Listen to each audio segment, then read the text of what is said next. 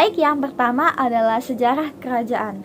Kesultanan Aceh Darussalam didirikan pada tahun 1496 oleh Sultan Ali Muhayyad Shah setelah berhasil membebaskan diri dari pengaruh kerajaan Samudra Pasai. Letaknya yang strategis di ujung utara Pulau Sumatera, tepat di jalur perdagangan Selat Malaka, membuat Aceh berkembang menjadi pusat perdagangan dan penyebaran agama Islam. Kesultanan Aceh dikenal sebagai salah satu kerajaan Islam paling berpengaruh di Asia Tenggara dan menjadi pelabuhan penting yang ramai dikunjungi pedagang dari Arab, India, Tiongkok, dan Eropa. Baik, yang kedua adalah kehidupan politik dan pemerintahan. Kesultanan Aceh menganut sistem monarki absolut yang dipimpin oleh seorang sultan sebagai penguasa tertinggi dalam bidang politik, agama, dan militer. Struktur pemerintahan terdiri dari yang pertama ada sultan sebagai kepala negara, yang kedua ada wazir atau perdana menteri yang membantu urusan administrasi. Yang ketiga ada kadi yang mengurus hukum Islam. Yang keempat ada ulama yang memiliki pengaruh besar dalam pengambilan kebijakan. Aceh juga menjalin hubungan diplomatik dengan kerajaan Islam besar seperti Turki Utsmani yang memberikan dukungan politik dan militer. Ekonomi di Kesultanan Aceh pada masanya. Jadi kehidupan Kesultanan Aceh bertumpu kepada yang pertama perdagangan internasional, terutama kepada komoditas seperti lada, emas, dan kopra barus. Jadi Aceh menjadi salah satu pengekspor lada terbesar di dunia pada saat itu. Yang kedua ialah pertanian dan perkebunan yang mendukung kebutuhan domestik dan ekspor. Yang ketiga ada pelabuhan dagang di Banda Aceh menjadi pusat aktivitas niaga dan tempat persinggahan dari kapal-kapal dari Arab, India, Persia hingga Eropa.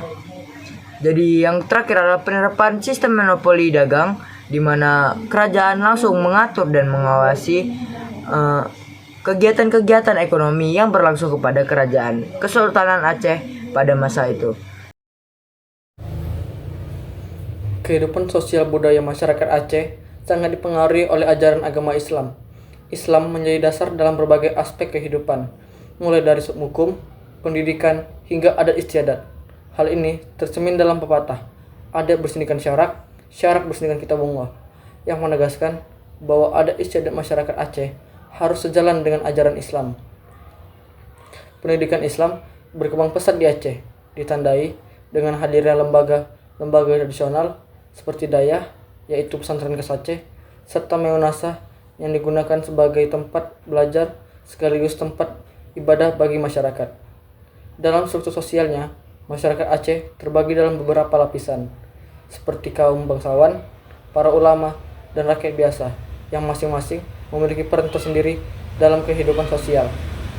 Selain itu, budaya seni yang bernuansa Islam juga tumbuh dan berkembang, misalnya dalam bentuk tari saman yang terkenal, sastra Melayu Islam, kaligrafi Arab, hingga hikayat-hikayat bernuansa Islam yang diwariskan secara lisan maupun dalam bentuk tulisan.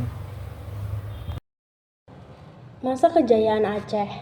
Kesultanan Aceh mencapai puncak kejayaannya pada masa pemerintahan Sultan Iskandar Muda dari tahun 1607 hingga 1636. Capaian utama pada masa kejayaan Aceh adalah yang pertama, Aceh menjadi kekuatan politik dan militer utama di Asia Tenggara. Yang kedua, wilayah kekuasaan meluas hingga ke Sumatera bagian barat dan Jawa Timur serta bagian semenanjung Malaya. Yang berikutnya ada membangun angkatan laut yang melindungi perdagangan dan menyaingi kekuatan kolonial seperti Portugis. Yang berikutnya, meningkatkan hubungan dagang dan diplomatik dengan Turki Utsmani, Arab, dan India. Yang terakhir, menjadikan Aceh sebagai pusat studi Islam dengan banyak ulama terkenal dan karya-karya Islam yang berkembang pesat.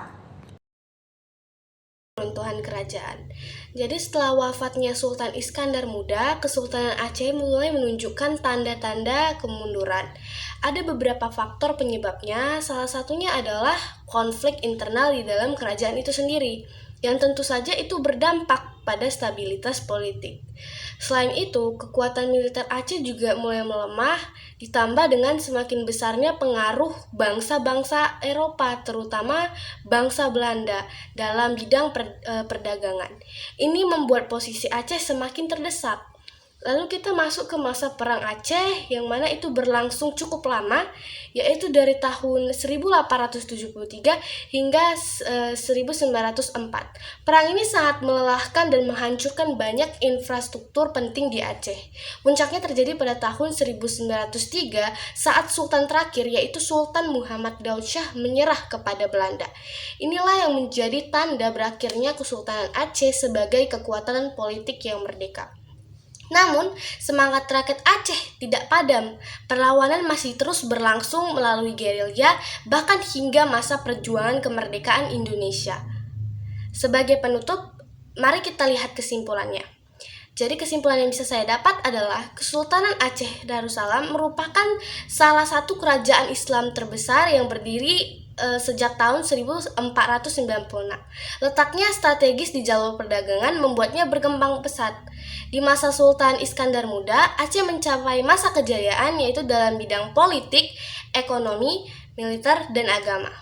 Sayangnya, setelah beliau wafat dan tekanan dari Belanda semakin kuat, kerajaan ini mengalami kemunduran dan akhirnya runtuh di awal abad ke-20.